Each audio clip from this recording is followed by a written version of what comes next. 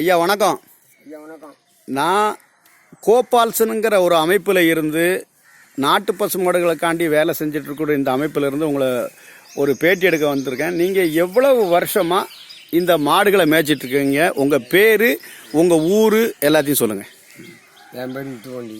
உங்கள் பேர் முத்துப்பாண்டி? ஆமாம். வந்து முத்துப்பாண்டி. 10 வயசுலேயே மாடு தான் மேய்க்கிறேன். 10 வயசுலேயே மாடு தான் மேய்க்கிறீங்க. எத்தனை மாடுகள் நம்மகிட்ட இப்போ இருக்குது? முன்னாடி எவ்வளோ வச்சுருந்தீங்க? முன்னால் 40 போல இருந்து 40 இப்போ குறைஞ்சிட்டு. இப்போ குறைஞ்சி போச்சு. 10 மாடு தான் இருக்கு. இப்போ 10 மாடு தான் இருக்கு. சரி, இது கண்ணுக்குட்டியும் பசுமா சேர்ந்தா மொத்தத்தில் ஒரு 20 எண்ணம் சேரும். சரி, இது கம்மியாக தான் இருக்கும். மாடு மேய்க்கு இஷ்டம் இருந்துச்சா. இது எந்த ஊர்?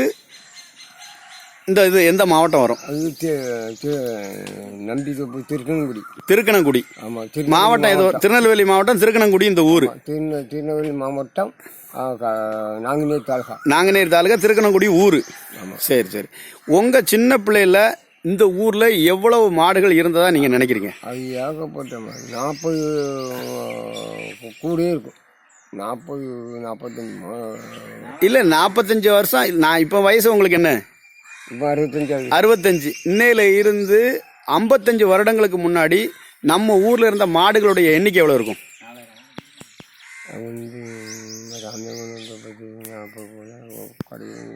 மொத்தம் ஊர்ல எல்லாம் சேர்த்து 4000 மாடு இருந்திருக்குமா? ஆமா, ஒரு 4000 இருக்கும். 4000 மாடு இருந்தது.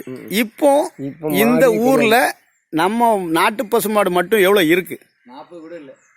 40 கூட இல்ல. உங்களை மாதிரி எத்தனை பேர் இந்த மாடை வளர்த்துட்டு இருக்கீங்க? 2 பேர் தான் வச்சுட்டு இருக்கீங்க. ஒரு 55 வருஷத்துக்கு முன்னாடி 4000 மாடு இருந்த இந்த ஊர்ல இன்னைக்கு வெறும் 40 மாடு தான் இருக்கு. சரி, உங்களுடைய வரலாற்றுல இன்னைக்கு நமக்கு மேய்ச்சல்ல என்ன பிரச்சனை இருக்குன்னு நீங்க நினைக்கிறீங்க?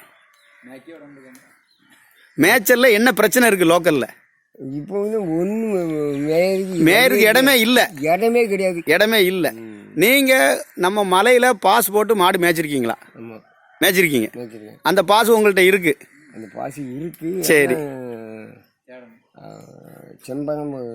செம்பரம் சீரப்பால் இந்த அது அந்த பாசு தான் இருக்கு. சரி, இப்போ உங்க பையன் இந்த பசுமாட்டுக்காக வேண்டி போராடி இது எத்தனை வருஷம் ஆச்சு? 6 வருஷம் கூட இருக்கு.